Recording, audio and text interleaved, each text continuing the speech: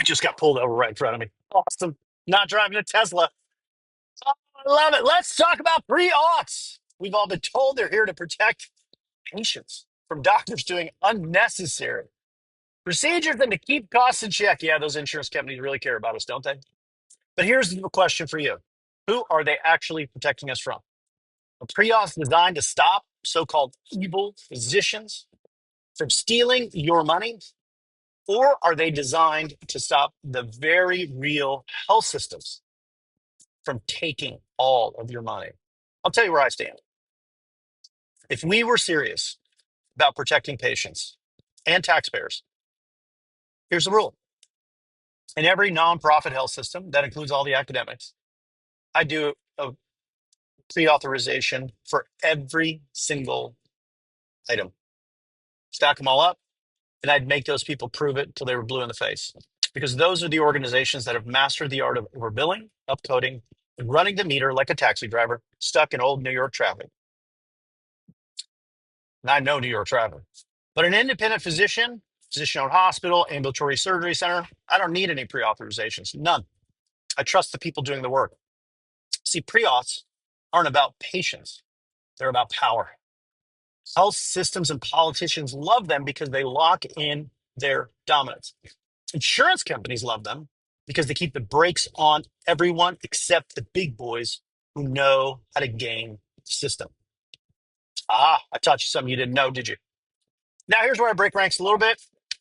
I built health plans, and the one I built most recently, no copay, no deductible, no coinsurance, no pre-auths. That's right, zero. Why can I do that? Well, because we track data. See, if a physician sees 10 new patients and books 10 new procedures, I know something could be off. If they see 10 patients and do zero interventions, I know something might be off.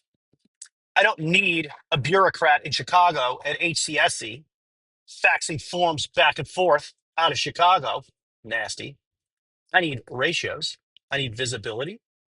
That's how you catch problems without building an entire industry of prior authorization gatekeepers. By the way, which happen to be a lot of physicians. The truth is, most physician practices don't want to do this. They'll track clinical outcomes for sure. They'll debate policy till they're blue in the face. But ask them to track the business side of things. How many inquiries came in? How many of those inquiries turned into appointments? How many of those appointments actually showed up? How many of those turned into actual cases? Forget it. That's annoying, Dutch. We don't want to do that. But without doing the business work, you leave the door open for insurers and health systems to control the narrative, which they do.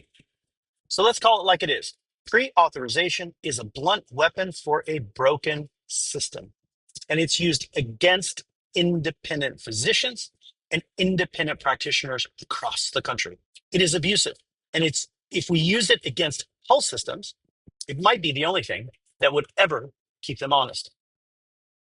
But if you really wanted to solve the problem, you build a plan with transparency, no copays, no deductibles, no pre-auths, and you back it with data, not bureaucracy.